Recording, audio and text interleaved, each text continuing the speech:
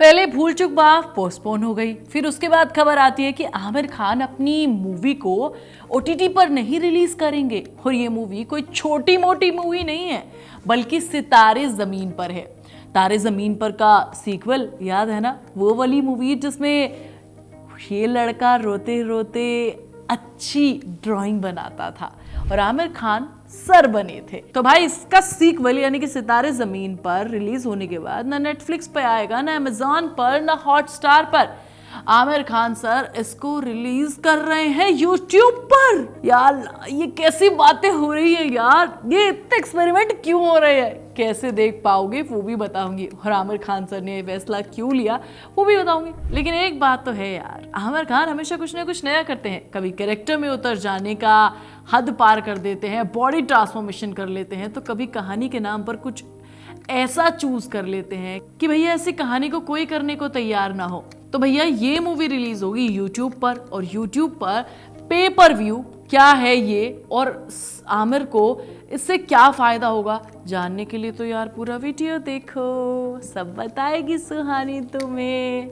देखो अभी तक हम लोग ये सोच रहे थे कि आमिर खान सितारे ज़मीन पर एक बड़ा रिस्क है उनके लिए, ये मूवी एक और रीमेक टाइप की मूवी बना रहे हैं। अब सबको पता है कि उनकी पिछली मूवी लाल सिंह चड्ढा कैसे एक रीमेक थी और उसका कितना बुरा हाल हुआ था, सब जानते हैं। इसीलिए जब सितारे ज़मीन पर के बारे में पता चला तो सबको लगा कि अब इससे बड़ा रिस्क क्या कोई लेगा।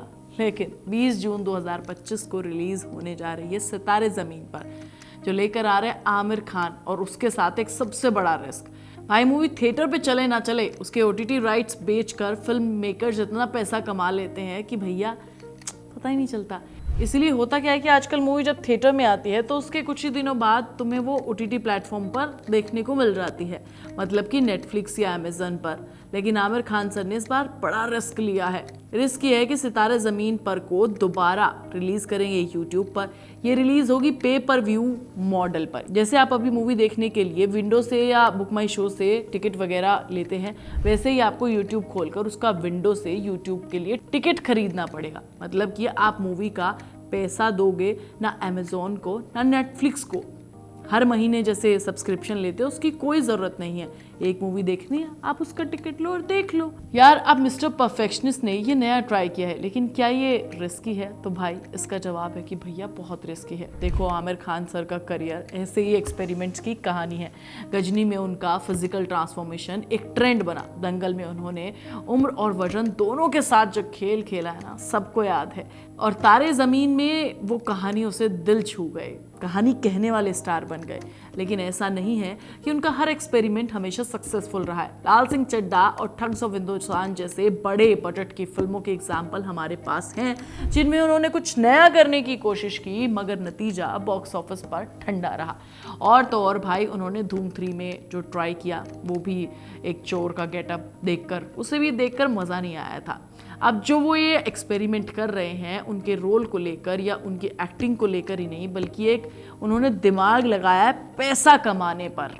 तो सवाल ये है कि क्या YouTube पे पर व्यू वाला आमिर का ये नया दिमागी कीड़ा उनको सक्सेस दिलाएगा या उनके लिए एक और हाई रिस्क वाली स्ट्रैटेजी साबित हो जाएगा? तो देखो मैं तुम्हें इस मॉडल की दोनों बातें बताती हूँ, फिर तुम डिसाइड कर लेना। देखो अगर फायदा गिनवाऊं तो YouTube वाला मॉडल आमिर को ज्यादा क्रिएटिव कंट्रोल और रेवेन्यू शेयर देगा।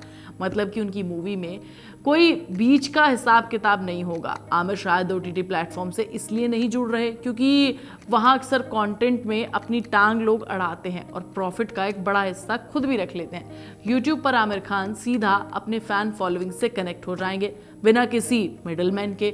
दूसरा, अगर तुम ध्यान से देखो तो आज भी एक बहुत बड़ी ऑडियंस गांव में है, या फिर उनके लिए थिएटर जाना इतना आसानी से पॉसिबल नहीं हो पाता, अवेलेबल नहीं है।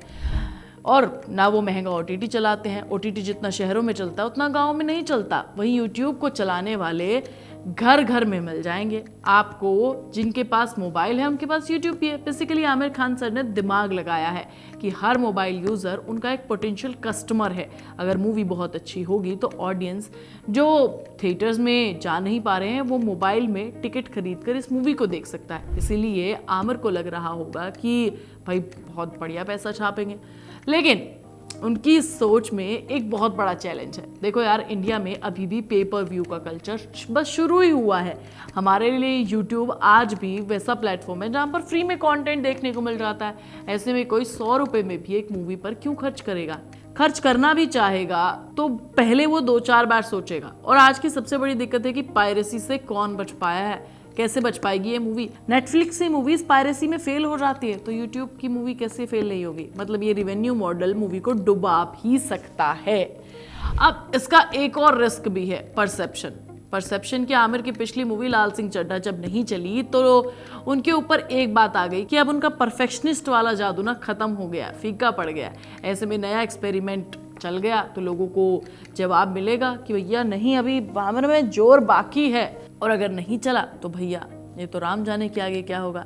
अब कुछ भी हो, मुझे लगता है कि इस तरह का रिस्क कोई उठा सकता है तो वो सिर्फ आमिर है। वो जानते हैं कि अगर ये मॉडल हिट हो गया तो एक मूवी बेचेंगे बल्कि एक पूरी इंडस्ट्री का नया रास्ता खोल देंगे। बाकी स्टार्स भी सीखेंगे कि सिर्फ सब्सक्रिप्शन बेस्ड प्लेटफॉर्म पर ही एक ऑप्शन नहीं है तुम्हारे पास। कमेंट में बताइए, क्या आप इस मॉडल को अपनाएंगे? क्या आप यूट्यूब पर पैसे खर्च करके आमिर खान की मूवी को देखना पसंद करेंगे, या फिर आप भी उन्हीं में से है जो कहेंगे कि फ्री में है तो ठीक है, नहीं तो रहने दो। मैं तुम्हें नेक्स्ट वीडियो में मिलूंगी, तब तक तुम चैनल को सब्सक्राइब कर लेना, वीडियो को लाइक और शेयर कर लेना, बेल आइकन दबाना बिल्कुल मत भूलना।